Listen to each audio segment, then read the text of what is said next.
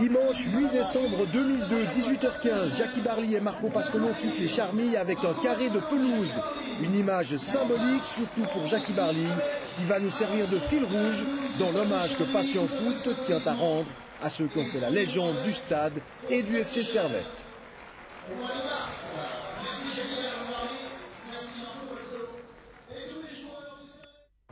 Mon premier souvenir, c'est quand j'étais à l'école à la Maison des Charmilles, qui est à 200 mètres du stade.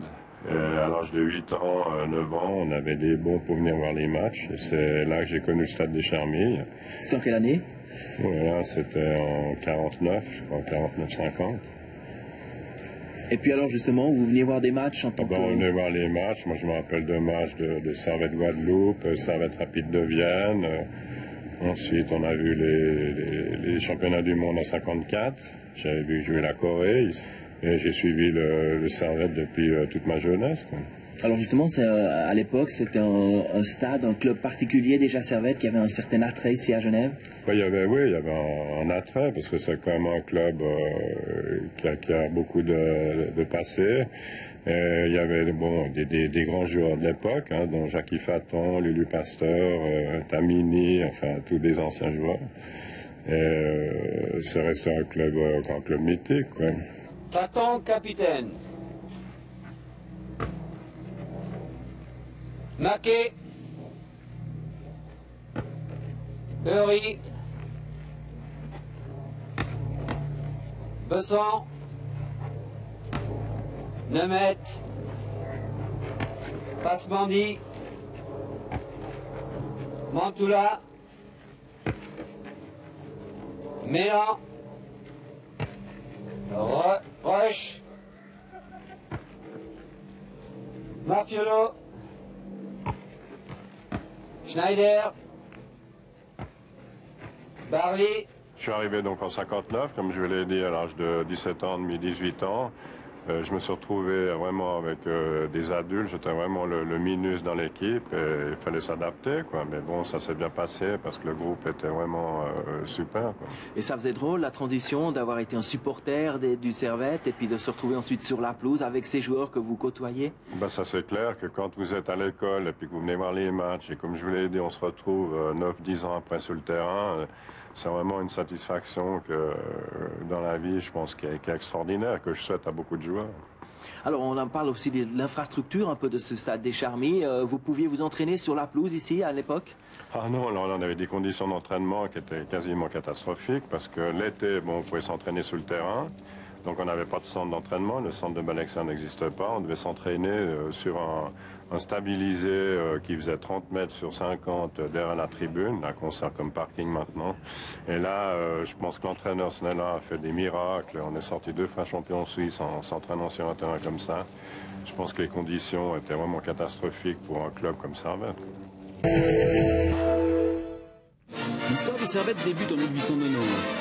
Elle se confond bien évidemment avec celle du stade des Charmilles, même si celui-ci n'est utilisé par les Servettiens que dès 1902. Servette remporte son premier titre de champion suisse en 1907. 16 autres suivront, dont 7 entre 1922 et 1940, avec notamment l'entraîneur-joueur autrichien Karl Rappan, Genia Valachek ou Georges Ely, ailier fulgurant. Après la guerre, Servette sera incontestablement symbolisé par le génial attaquant gaucher Jackie Faton. Le premier but a été en 1944 contre Younfellow Vaziri. Et le dernier des buts doit être contre Grasso Zurich, alors que je finissais ma carrière en Ligue nationale. En 18 ans, Faton va marquer 274 buts en Ligue nationale A. Sous la direction de l'entraîneur français Jean Snella, Faton et ses jeunes coéquipiers remportent 2 championnats successifs en 1961 et 1962.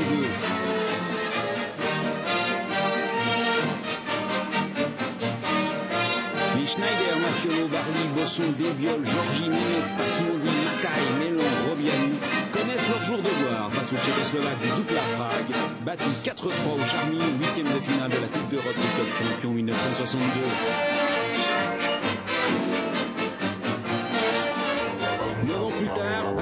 Jean Snella sur le banc, Servette remporte la Coupe de Suisse, but de Débiol et Marquis, face au Lugano de Mario Prosperi.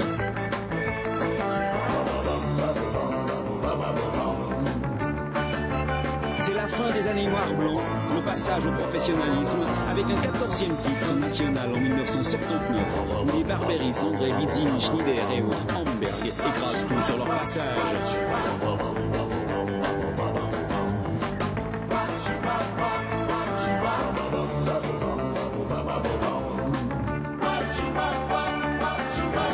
Six ans plus tard, sous la direction de Guy Matet, 15e sceptre avec Barberis à la conclusion. Et Éric Burgener dans le rôle du sauveur. 1994, 16e titre. Ilya Petkovic emmène Anderson, Grassi et Neuville au triomphe.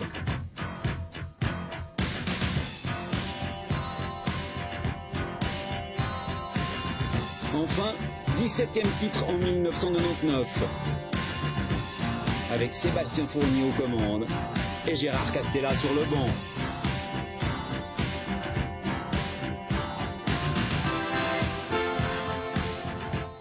Près de 100 ans, les Charmilles ont bien évidemment vu défiler une multitude de grands joueurs. On en retiendra 3. L'Allemand Bernd Dorfel, le plus fantasque et le plus imprévisible.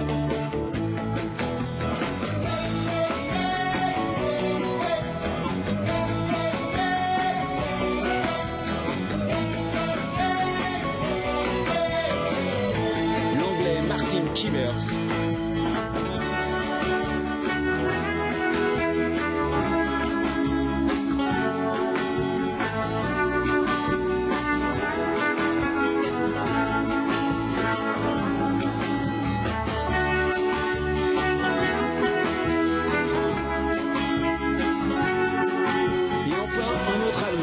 Karl-Heinz Rummenigge, qui illumina le Servette des saisons 87-89.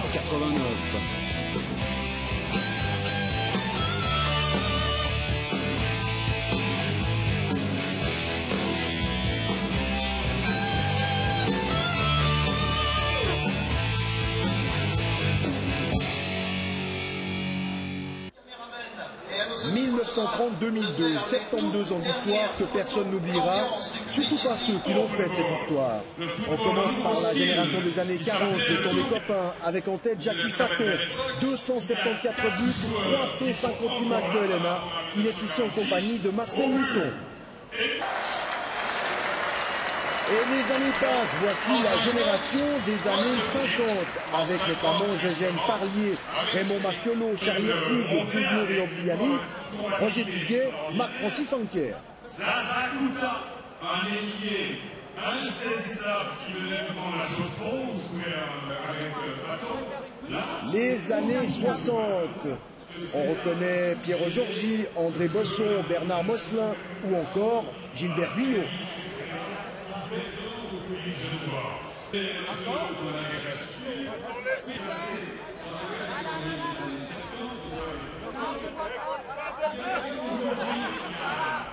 Des émotions qui voyaient juste sur le terrain et qui voyaient juste sur le football en général.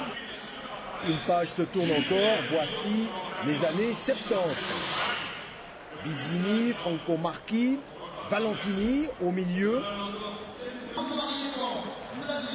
C'est la génération fantastique que personne n'a oublié.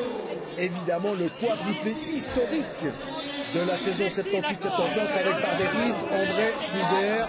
Personne non plus n'a oublié l'entraîneur Peter Pasmandi, que l'on va voir apparaître. On n'a pas parlé de Yoko Pister, il est ici en compagnie de Didier André.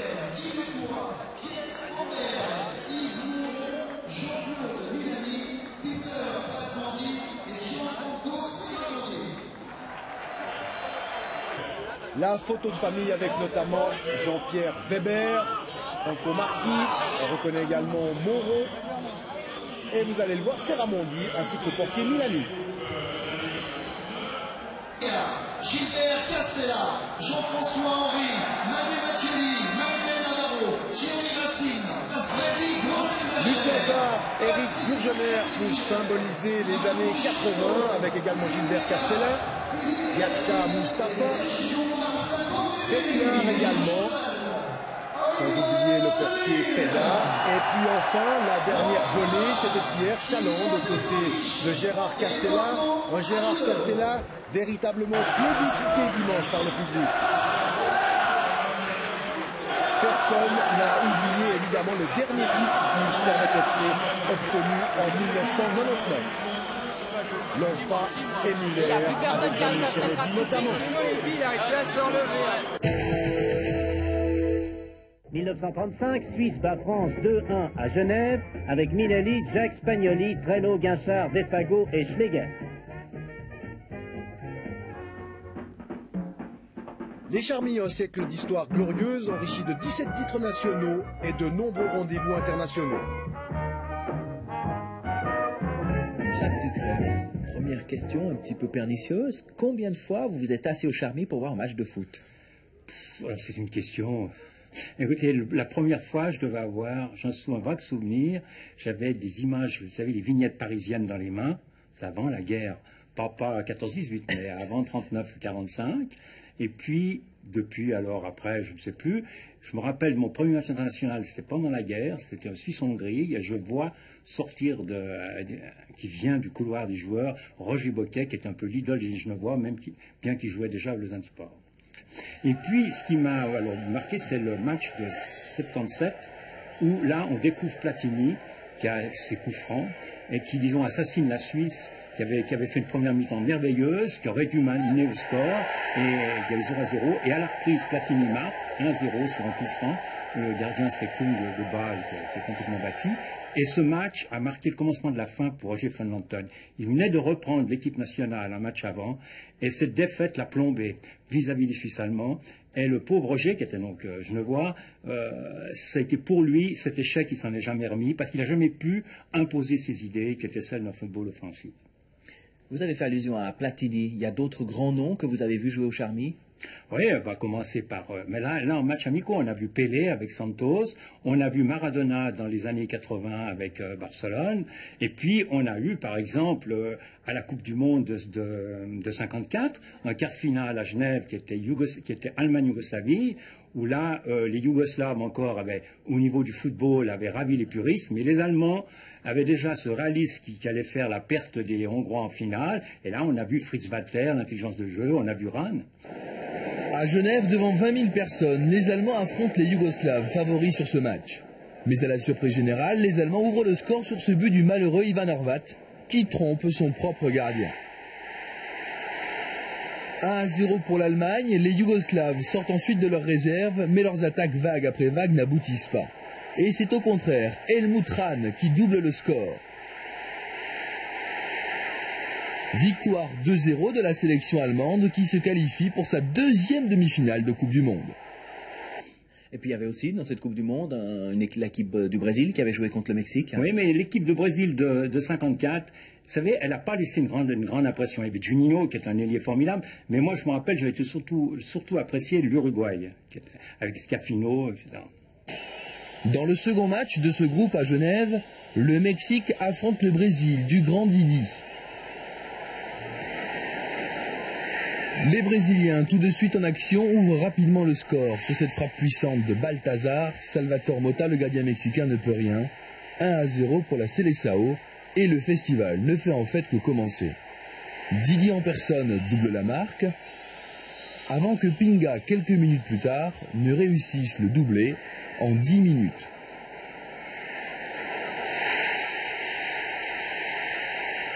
« 4-0 pour les Brésiliens à la mi-temps. En seconde période, Julinho fait parler sa technique et aggrave le score. Victoire 5-0 des Oriverdés entraînés par José Alfredo Moreira.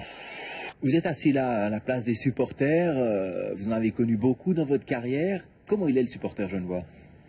Le supporter genevois, c'est d'abord le râleur, l'éternel râleur, bon on le connaît, hein. Oui. Et puis c'est un bon supporter, hein. À mon avis, quand l'équipe tourne, ils sont prêts à applaudir, à crier et tout. Puis quand l'équipe tourne pas, ils sifflent, ils envoient les colibets et tout. C'est comme, à mon avis, un peu comme tous les publics, hein. Les supporters genevois sont venus nombreux faire leurs adieux au stade des Charmilles. Le dernier match entre Servette et Young Boys a été complètement fou. Menés 4-1, les Grenats ont su égaliser à la 89e minute par Léonard Tur, un centre de Lombardo, et c'est 4-4. La cérémonie d'adieu pouvait avoir lieu dans l'obscurité.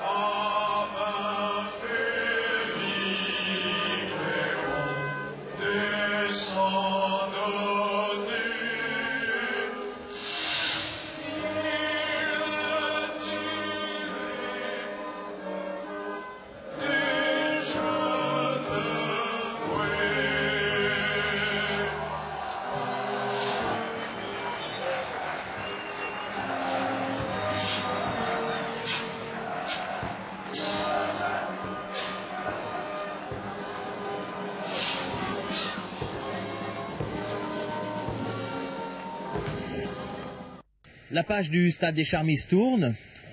L'avenir du Servette, c'est ici, dans ce nouveau stade de la Praille. Qu'attendre de ce nouveau stade? C'est clair qu'il y a nostalgie du vieux stade. On va quitter la moitié d'une vie qu'on a fait là-bas. On va retrouver un stade qui est vraiment un outil de travail extraordinaire. Et je pense que tout le monde va y trouver son compte, les joueurs, les spectateurs. Là, il y aura un renouveau dans le club qui va être fantastique. Je me réjouis de voir les premiers matchs du club sur ce terrain. Ça va être vraiment fantastique.